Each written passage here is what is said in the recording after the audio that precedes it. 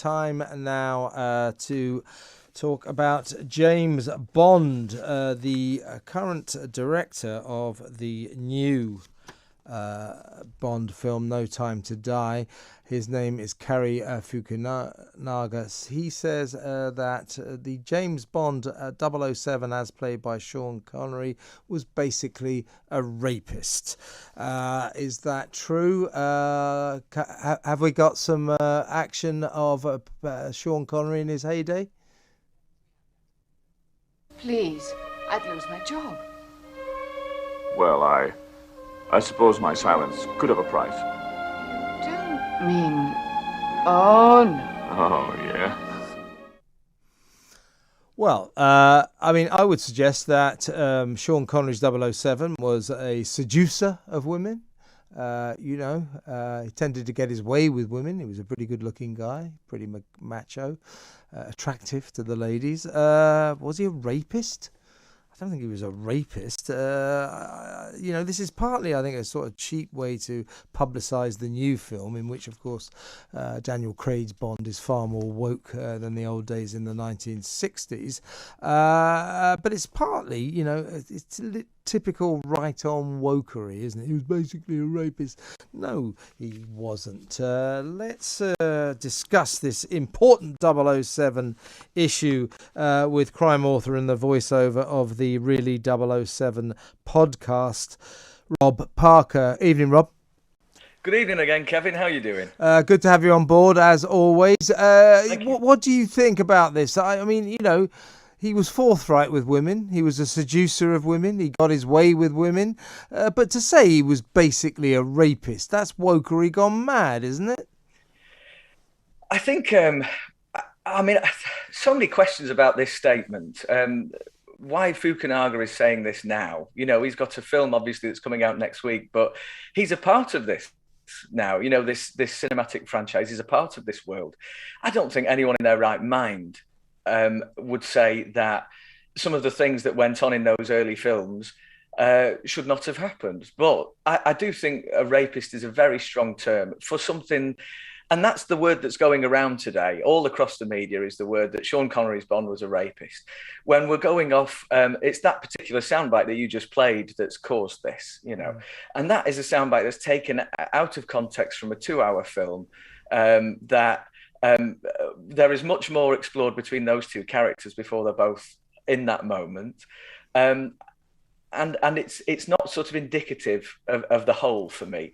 I also think that Fukunaga's comment is a bit of a throwaway thing.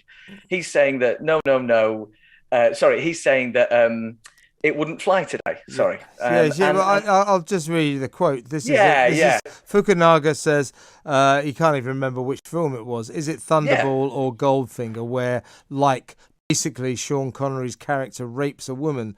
He said, this is him quoted, she's like, no, no, no. And he's like, yes, yes, yes. That wouldn't fly today. Well, I mean, I suppose it wouldn't. But, when a woman says no and a guy starts to persuade her the other way, I'm sorry to inform people, that still goes on. It doesn't necessarily constitute rape. If they finally say no and you start to physically force yourself, then you're in a very bad area.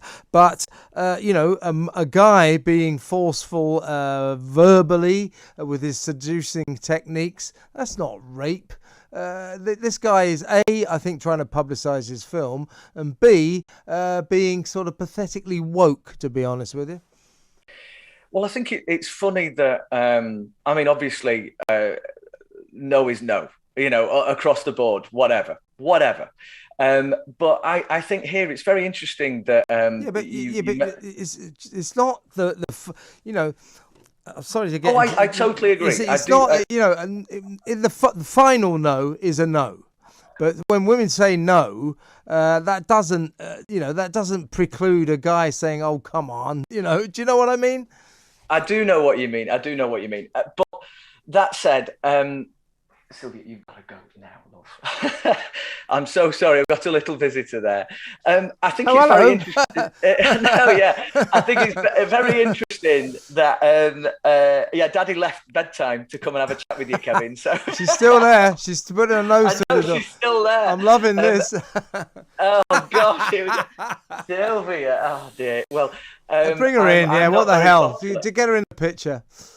No, she watches enough James Bond movies with me. This one. Maybe she's got. Actually, no. I was going to say maybe she's got a view on this, but she's a little too young for this conversation. But I think the role of myself as a parent and as a parent watching James Bond is important, because it's these things happened. These moments happened in films, old films. If you want to look right the way through cinema, there's problems right the way through, from the 60s to right now. Yeah. Sylvia, stop. Yeah, she's playing to the camera now. She is a little bit, she knows, yeah.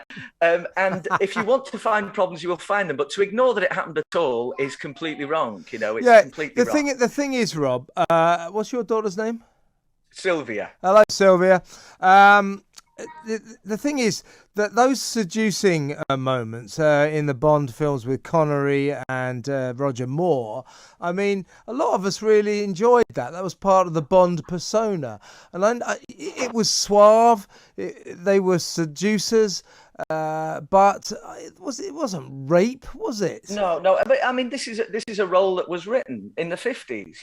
I think for me, you're asking me whether, very directly and quite rightly, whether I think that what I heard in that sound clip is rape, and I don't believe it's rape remotely.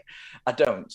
But I find it very interesting actually that you mentioned that Daniel Craig's James Bond is the wokest James Bond. I think some of his Bond's behaviour in the last two films especially, have been amongst the most problematic in the series. He's forcing himself on widows. He's coming up to sex trafficking survivors in the shower.